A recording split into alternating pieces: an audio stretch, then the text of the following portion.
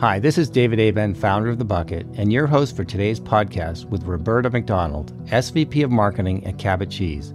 That's right, Cabot Cheese. And what does Cabot Cheese have to do with The Bucket's mission of helping people lead more fulfilling lives by embracing their own mortality?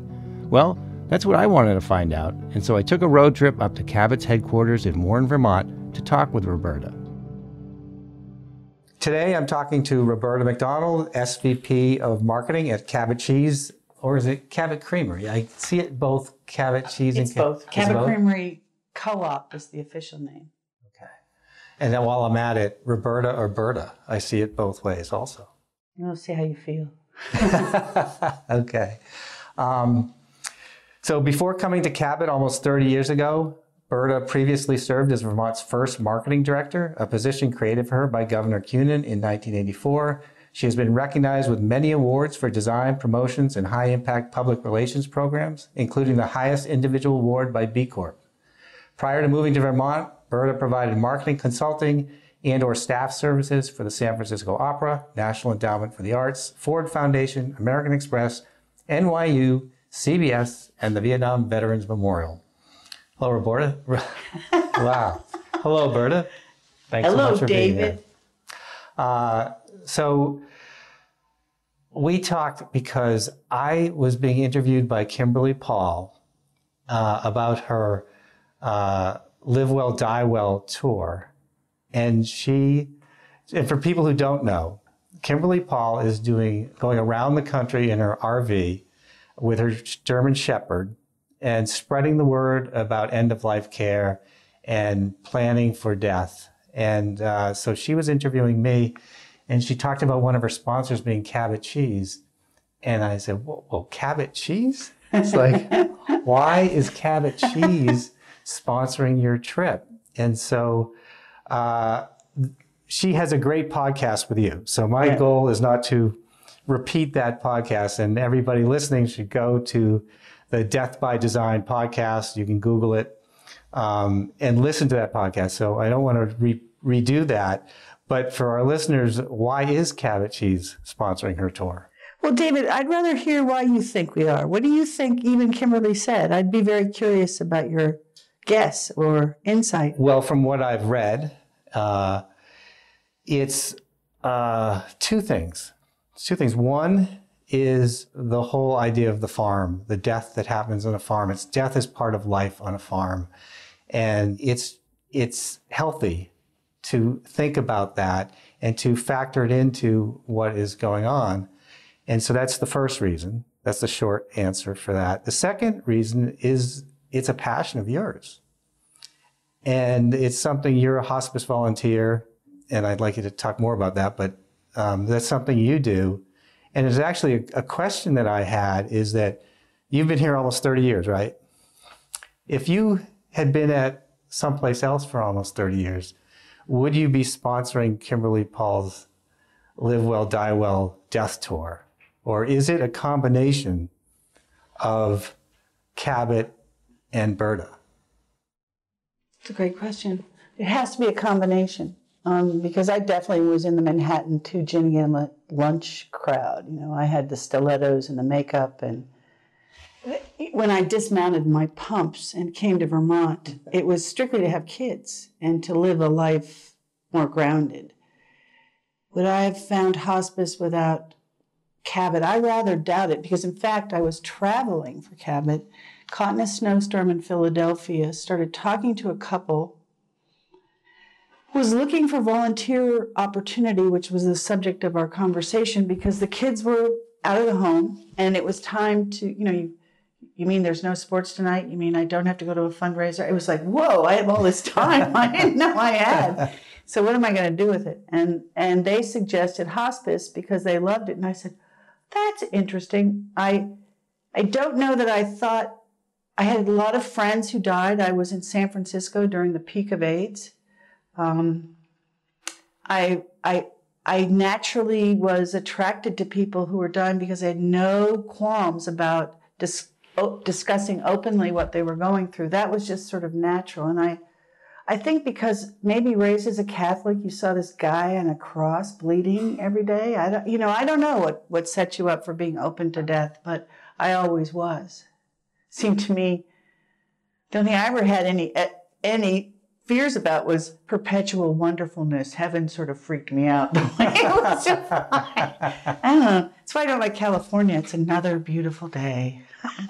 So tell me what took place that had you bring this idea to Cabot? Well, you have to know that everything I like to do has been what we've done for 30 years. In other words, I like to play poker.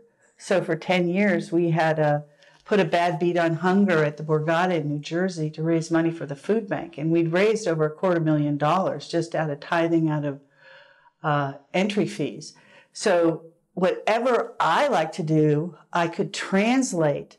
But guess what? There was this underlying platform, consciously or not, that the farmers who are at the core of their communities, they're the ones who drive the bus, they're the ones who serve on the councils, they're the ones people call in times of emergency and are certainly helped for their own.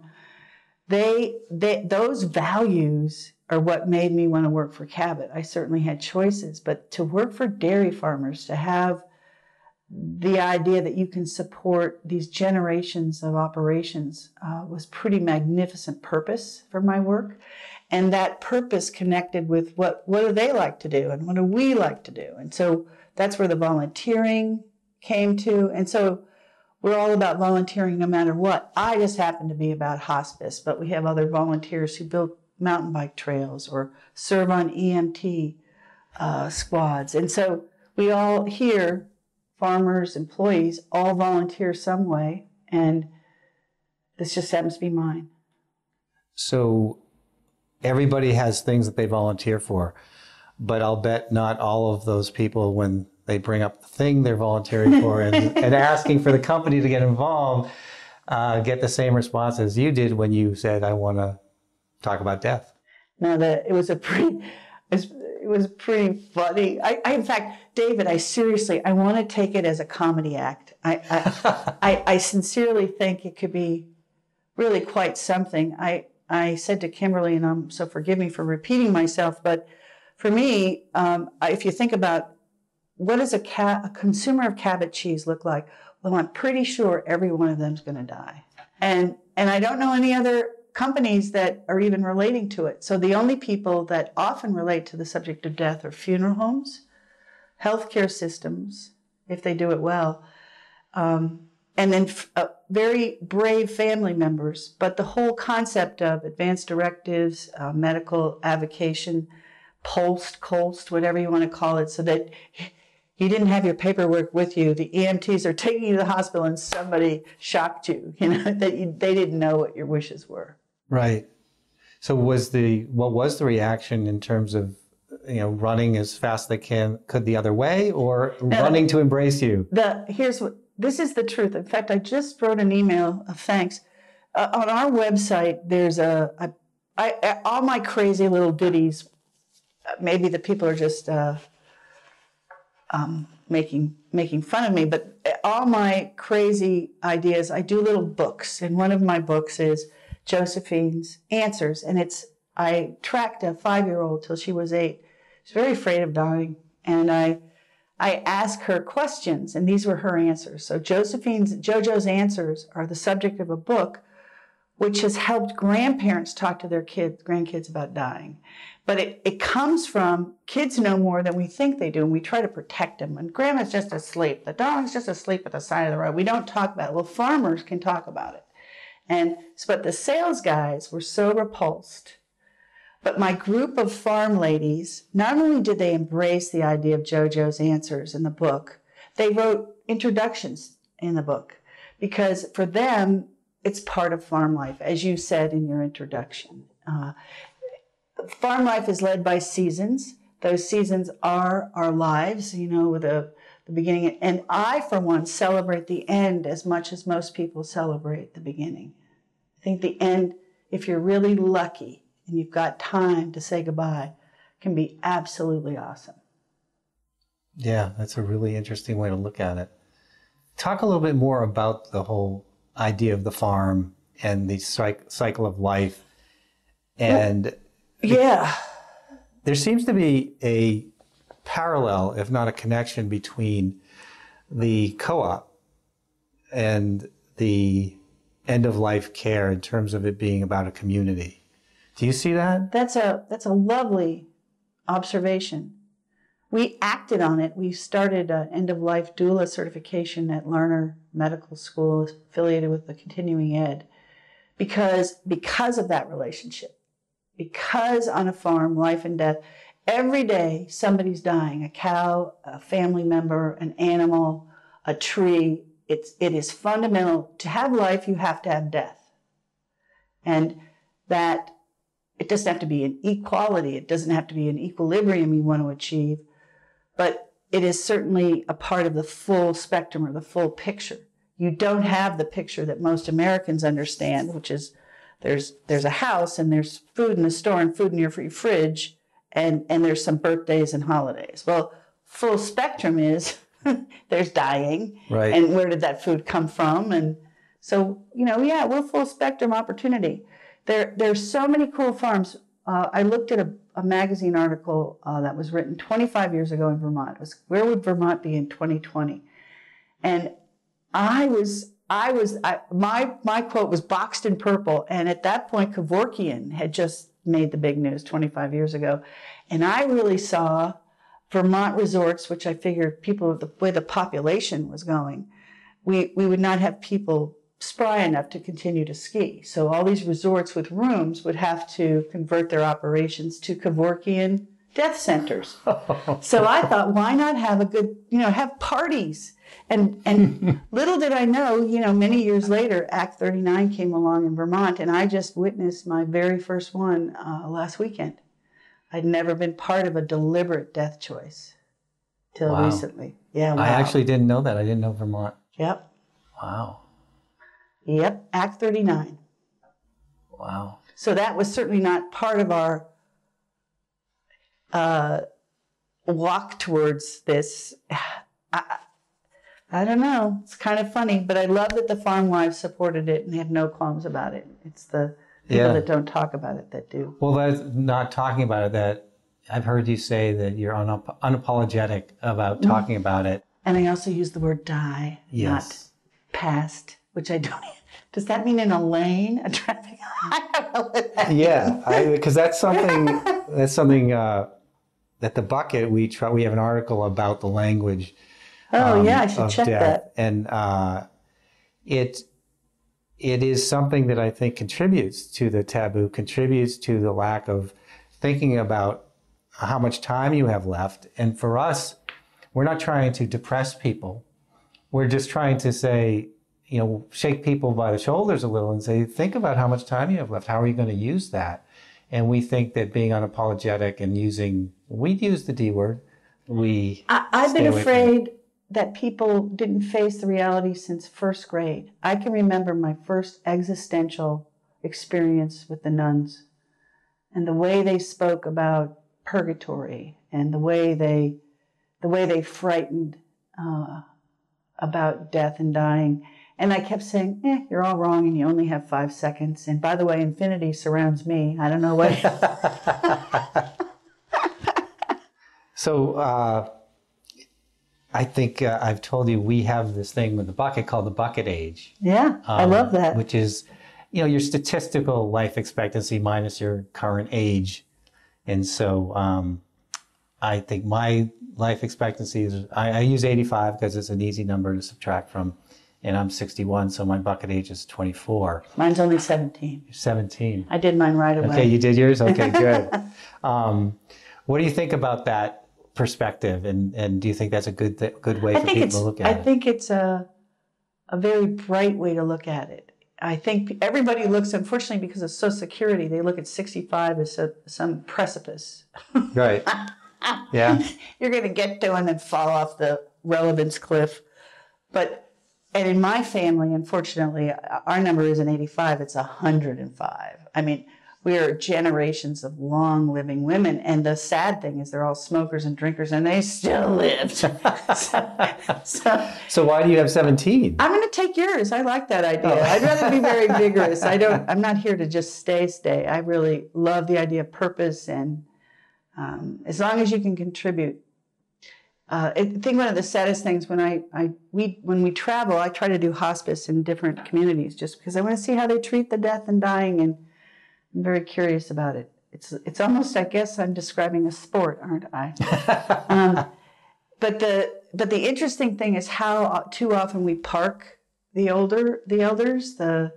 We park them and we park them because sometimes we have to. They need so much care and attention they can't get it at home, and that sort of attracts me to, okay, what's next? Well, part of it possibly is, what is that time of life about? There really is purpose at every age. I'm just not sure we've figured out what old age is. And I don't know about you, but I love studying what the American Indians did with the elders, or the Eskimos, or, you reach a point of non-productivity and you're sent off on the ice floe. Well, we don't have any ice floes left, so they're stuck, all right? But I really think we've got to find a better purpose. So when I think of the bucket, it's not just to the end that you're challenging, it's all that time in between. Absolutely. I mean, one of the articles we have is just thinking, like, if you have something on your bucket list, you can't wait to do it if it requires physical, if it's strenuous, and you have to do it now. And it seems like there are so many obstacles that we have, that many of which we make up about like why what? I don't have time. Oh yeah. I don't have money.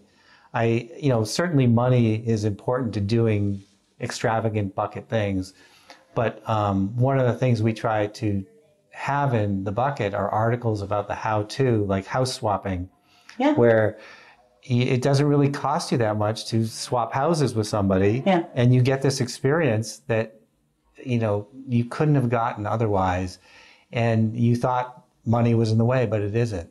And so it seems like there are a lot of things where it's inertia. It's a feeling like I don't know how, and that's one of the things we want the bucket to be, is this is how. Okay, I want you to take on single people. Because sometimes the excuse is, I don't want to go by myself. And I believe there are a lot more onesies out there at a certain age than there are twosies. Yes. Okay?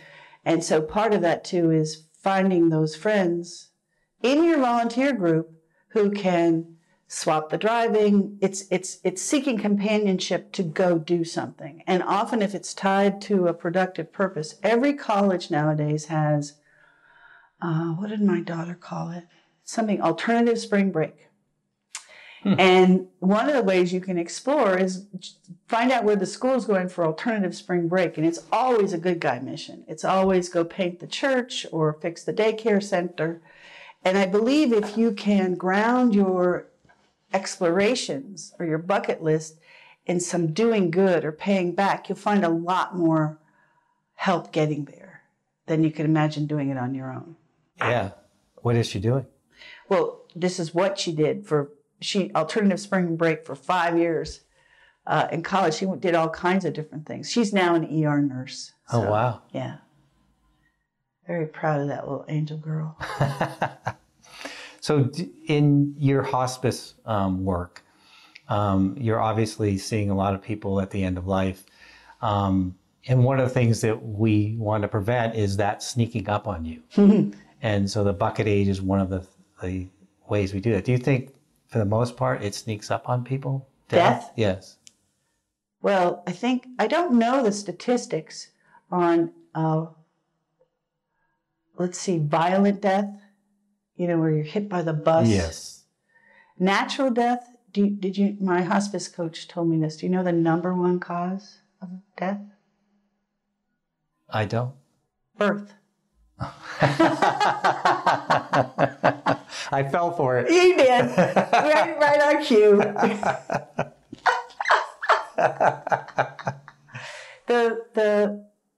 The end of life is as varied as leaves in a forest. I don't know how anybody cannot marvel at how families, the energy among families, and I can't tell you what an incredible opportunity is to serve at hospice. I get a little crazy cool about it. I just can't tell you, because It's so human. It's the most visceral of all our natures. How we behave when you're stripped of everything you thought you owned and stripped of everything you thought you wanted, and you're left with you by yourself on a bed waiting for the next med. Who's there? Who's visiting? What did they say? What are you feeling? It's huge. It must be really emotional for the person as well as the family. It can be emotional. It can be painful. It can be beautiful. So, which is one of many emotions. So emotions, and then they are every color of the rainbow. And you go through it all. You even get anger. You can't imagine, why am I here? I don't want to be here. And they're all tethered to a million tubes. So are they saying they don't want to be alive, or are they saying they don't want to be in this place? And we're very fortunate in Vermont. How Holly Miller and Lois McClure gave the last of their variable incomes to the formation of the respite house, which is like a 5-star lodge. I mean, each room is huge, and you have plenty of rooms for chairs. There's a sofa bed so relatives can spend the night. It's as pleasant as you could possibly imagine. And so the surroundings are as beautiful as you could ever afford, but it doesn't belie the purpose of why you're there. Right. So one of the things that we are trying to do is make it so people live a fulfilling life, but also die with fewer regrets. So when we say die well, it's not the act of dying necessarily. It's that you don't have these regrets, like I wish I had done this, I wish I had done that. So what kind of regrets do you see on the deathbed? It's interesting. When you get a chance to be alone, most truth doesn't come out unless it's one-on-one, certainly with the family. Or I try to leave when they're getting into family truths. But for individuals, regrets are always about people, not about things. Always about coulda, shoulda, wouldas to somebody. And one of the things that I find it a joy, if I feel they're open to it, is to discuss the impact of any action, if you understand basic physics, that you have no idea how you change something else. So perhaps your negative action created something positive. So you can't live there. You can't go past. So now what I instead ask the people who are in that frame to imagine is, okay, it's a do-over. Now what are we going to do? Let's play it all out again. What happens now? So that it can, on some level, somewhere, happen over. And I truly believe in that Imagineering. And I do believe the responsibility of each of us to imagine the very best as an outcome. Because I think that's what we're doing. Can you explain that a little more? Because Sure. You lost me a little, and I think it's really important that I understand exactly what you're saying. Well, what I'm basically saying is, if you look at a cellular level of anything, and you look at the energy that is the heart of the universe, what's binding us together? Aren't we all these individual cells? Aren't we all these? And that's why I said at a particle level, atomic, subatomic, there is nothing. I mean, the Buddhists had it right. There's nothing. Therefore, what we imagine with that energy that is us can be whatever we want it to be. So you, dear soul, who are about to leave us, imagine what comes next. Imagine what you could have done differently. Because I believe that joy is what actually creates what comes next. For anybody. Anybody. Do you see people, families, friends, change happen in them? Oh, yeah. Talk about that. I just had the experience recently of 5 siblings. One of the brothers was dying. See, 2 of the siblings were sisters, so there were husbands there. And this family they sat hours together. And they were able, because of the first death of the sibling, to express such gratitude to one another. to reflect on how they grew and what they became, and then to pledge to what they were going to continue to do together. I was so grateful. I snuck in food. I'm not supposed to cook, but I cooked. I can cook for the clients from the larder there, but I snuck in a whole bunch of food on Sunday night, and I made them all chicken parm, and just so they could sit around and feast and not have another night of pizza. But that joy, that collective gratitude, that collective love, I mean, they as a family just amped themselves. And I got to witness that. Woo-hoo! That's amazing. I recently interviewed B.J. Miller and Shoshana Berger, who wrote A Beginner's Guide to the End. And I asked him about regret that he has witnessed, and it was the same thing you just said. Really? Yeah.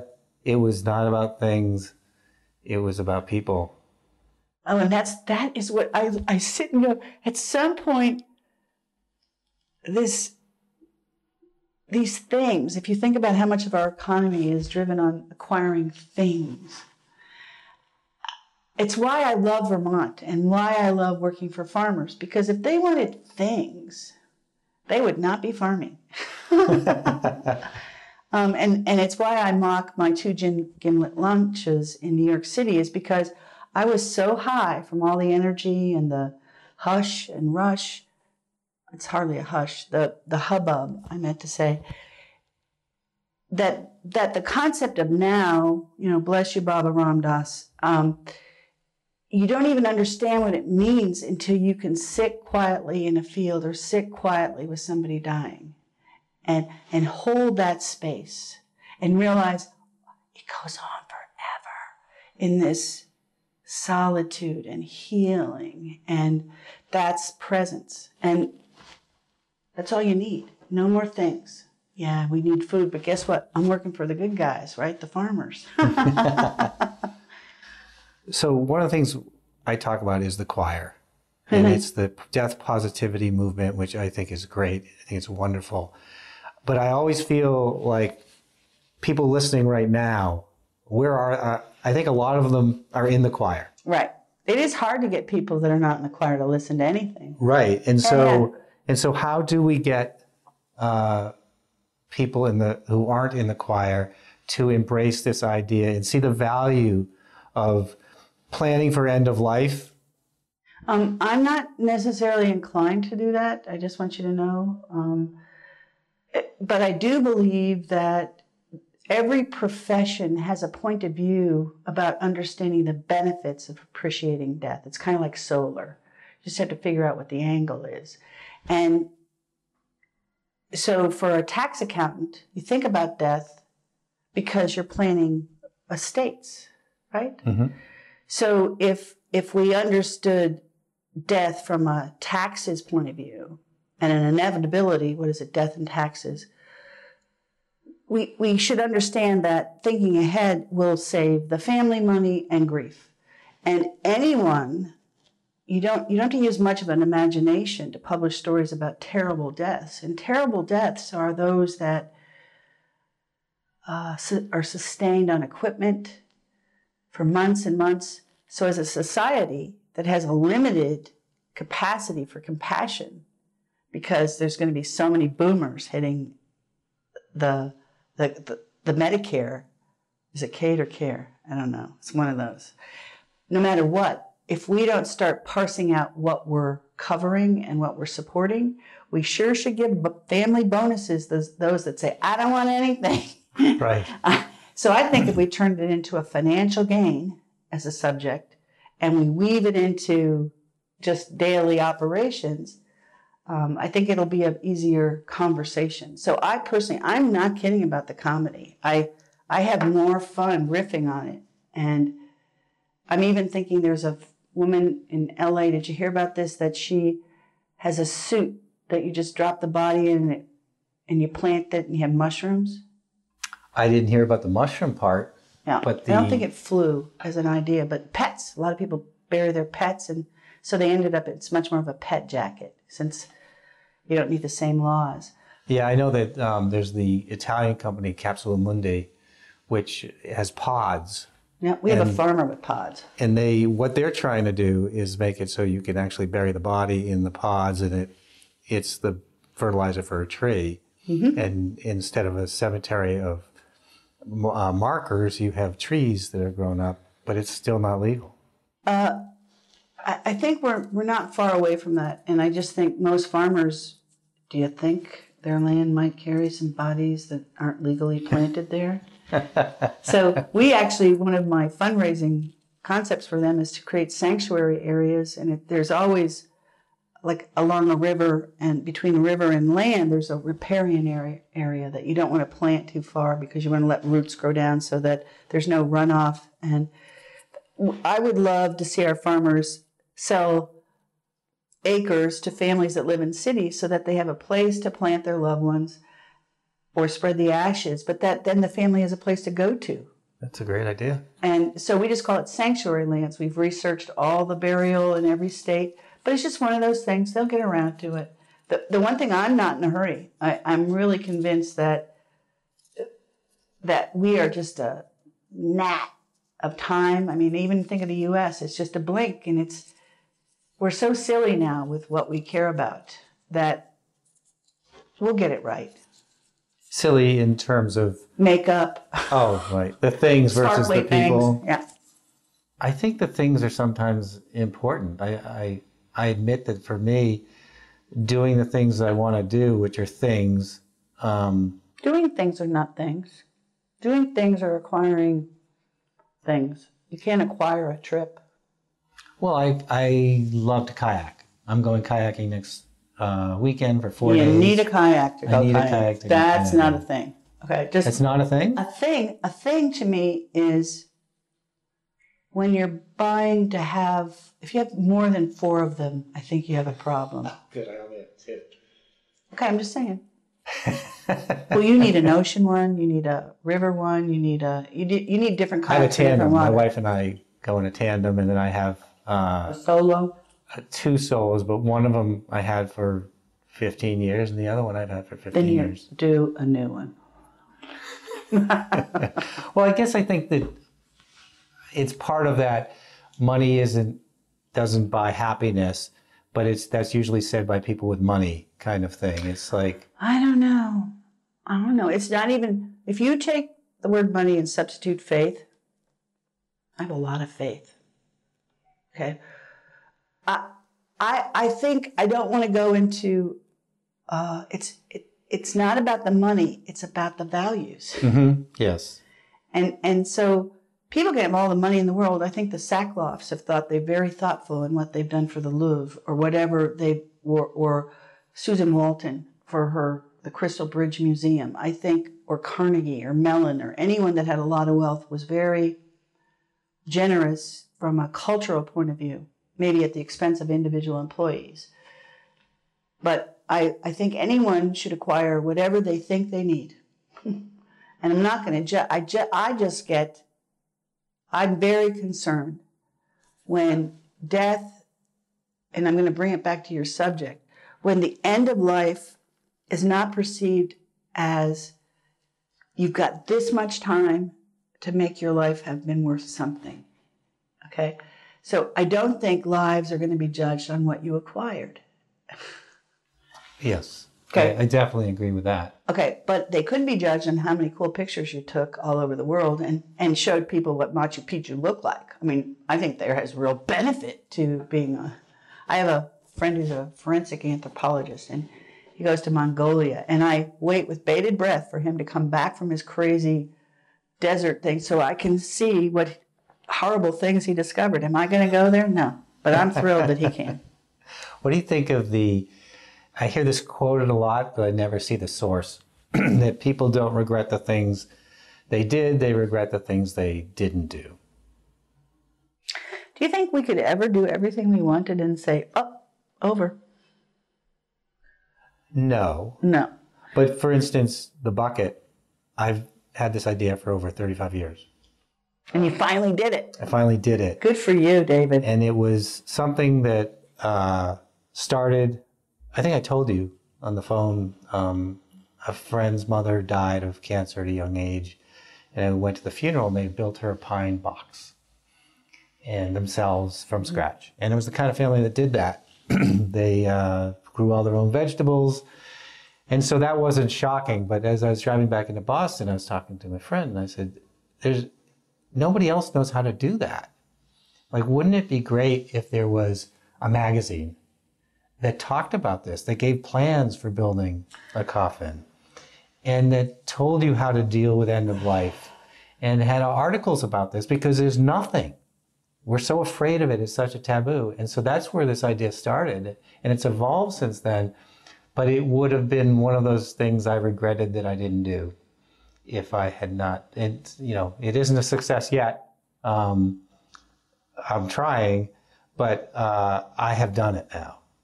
So that's off your bucket list. It's off my bucket list. I certainly hope it gets traction and gets more successful. But it's off my bucket list as having the balls to do it. Or the breasts. Yes. Thank you. I'm in a very women-centric business. You don't milk the bulls, buddy. So I think that there's something to be said for that. I would not have wanted to be on my deathbed thinking, I wish I had done the bucket. I hope I'm on my deathbed saying there's lots of things. I hope I run out of time. That's the commodity, is using time. Yes. And we have a farmer, Burncrest Farm. Family has built the entire barn out of wood they hewn from the land. It's faced so that it catches the summer solstice, it's all by the stars. They use certain cows to make chocolate. He makes handmade furniture for some major celebrities. And it's how they've chosen to use time. So it isn't so much about making the pine box, it's taking the time to make the pine box. So what's so cool about what you're doing is you put time into a perspective as this is your checking account.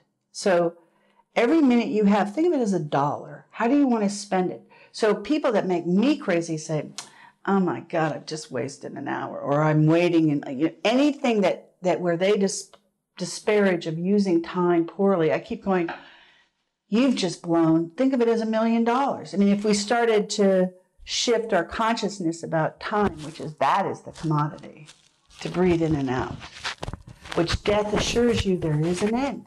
You only get to breathe in and out so long. What are you going to do with that time? Where do you waste the most time? I waste the most time playing poker or watching movies. Is that a waste of time, though? Is that something that... I love poker so much. And I love it because it's one of the few things I don't think when I'm playing poker except about playing poker. And I love how they underestimate the old lady, and I can win. So I know that you weren't talking with me to promote Cabot Cheese, per se. But let's say I'm in the supermarket, and there's Cabot Cheese, and there's another cheese, and another cheese. Why should I buy Cabot Cheese? First of all, if you try it, you'll like it better than any other cheddar. Okay, so the taste, I think, is just remarkable. So we try to create Cabot junkies. So trial is behind every activity we roll out. But I think more and more people are understanding that their dollars, which is now it's appropriate to talk about buying things because it's food for the family. You should be worried about where it's from and what does it serve when you buy it. So if you compared our cheeses to many of the others, not all of them, because I certainly have Vermont brethren cheese companies that I would say, please buy Vermont Creamery goat cheese. But it's from a co-op and we're a certified B Corp, meaning our mission takes all stakeholders into account, our communities, our consumers, the environment. We give a damn. And I'm not sure all companies have sought out every affirmation of that truth. We have. And so your money is your vote, right? I hope they vote for us.